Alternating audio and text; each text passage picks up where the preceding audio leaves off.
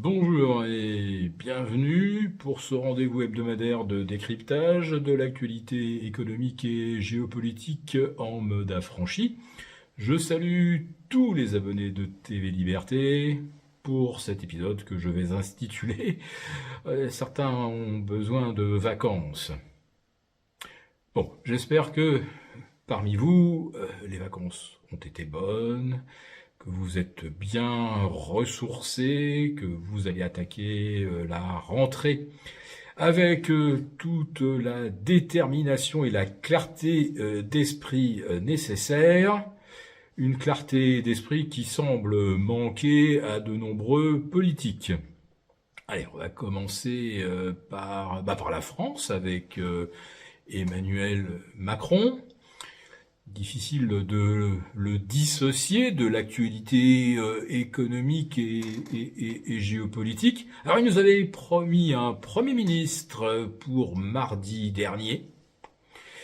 Bon, force est de constater qu'il y a eu veto, embrouille et ce message que il faut se donner plus de temps pour trouver la bonne personne qui fasse consensus. Bon, vous avez compris que plus le temps passe, moins le consensus est possible, et plus il sera compliqué pour le futur Premier ministre de gouverner. Alors, parmi les noms qu'on entend le plus souvent, il y aurait Bernard Cazeneuve qui aurait très envie d'y aller, Ségolène Royal. Bon, si vous avez besoin de quelqu'un pour inaugurer les chrysanthèmes, représenter la France sur la fonte d'épaule, vous pouvez compter sur elle. Pour ce qui est de gouverner un pays exsangue financièrement et qui s'enfonce chaque semaine plus profond dans les déficits, là, on peut avoir de sérieux doutes. Mais parmi ceux qui creusent les déficits, eh bien, on apprend que la France continue de verser de l'argent à l'Ukraine, au travers donc des appels de fonds de l'Europe. Cet argent est versé évidemment sans examen parlementaire. Mais au fait, depuis le début, depuis le printemps 2022, est-ce que la France n'a pas versé des dizaines de milliards ? On en est presque à 3 dizaines de milliards, en effet, sans que le Parlement ait jamais eu à se prononcer, ou au moins discuter de la question. Et que devient cet argent ? En fait, il n'y a aucun suivi des sommes que les divers pays membres de l'UE versent à l'Ukraine. Alors qu'est-ce que c'est devenu cet argent ? Un casino à Chypre, des rétrocommissions versées à un tel ou un tel, des maisons à Miami ou au Costa Rica. Mais écoutez, pour l'instant, on n'a aucun moyen de savoir ce qu'est devenu notre pognon. L'autre événement de la semaine, eh bien, c'est l'arrestation de M. Pavel Dourov, le fondateur de l'application Telegram, que M. Macron utilise de façon régulière, et même depuis 2017, car cette messagerie cryptée permet de garder ses communications secrètes.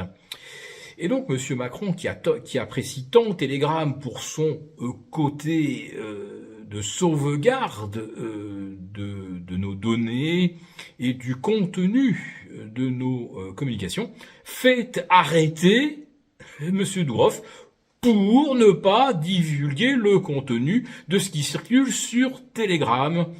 Bon, un petit peu comme un amateur de whisky qui ferait arrêter son principal fournisseur, celui auquel il fait appel par exemple lorsqu'il reçoit des invités de marque. C'est complètement lunaire.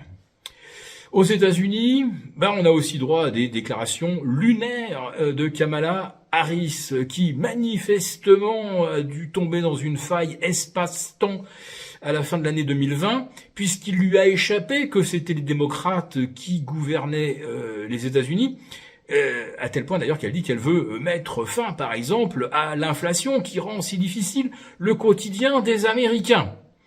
Alors Kamala Harris, c'était aussi la gouverneure d'un petit État américain qui s'appelle la Californie et qui, cette année, arbore le triste record du plus grand nombre de gens qui fuient cet État. D'abord parce que les prix immobiliers y flambent et on n'arrive plus à se loger à moins de gagner au minimum 100 000 dollars par an. Et puis il y a également une explosion des taxes. Donc la Californie est l'État le plus fui des États-Unis et c'est celle qui administrait cet État qui pense qu'elle fera certainement beaucoup mieux à la tête des États-Unis. Mais attendez, j'ai gardé le meilleur pour la fin. Kamala Harris a déclaré le 29 juillet au soir qu'elle allait mettre fin à l'ère Trump. Mais dites-moi, qui gouverne les États-Unis depuis janvier 2021 ? Bon, officiellement, l'élection c'était en novembre 2019, de 2020, mais ça fait donc bien 4 ans que les démocrates sont au pouvoir et il semblerait donc que toutes les difficultés qu'ils rencontrent sont liées effectivement à la façon dont Donald Trump gère le pays. Et c'est cette personne que nos médias nous présentent comme un véritable miracle, un Obama numéro 2, celle qui redonne l'espoir, qui va transformer les États-Unis.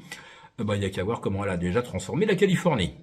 Nous avons conçu à votre attention un rapport spécial que vous obtiendrez gratuitement en cliquant dans le lien en description de cette vidéo. Un rapport spécial qui analyse toutes les conséquences économiques, financières et patrimoniales. Et bien sûr, ce rapport vous offre également des mesures, des initiatives à mettre en place très rapidement pour protéger votre épargne, celle de vos proches. Tout ça donc dans un rapport gratuit que vous obtenez en cliquant en bas de cette vidéo.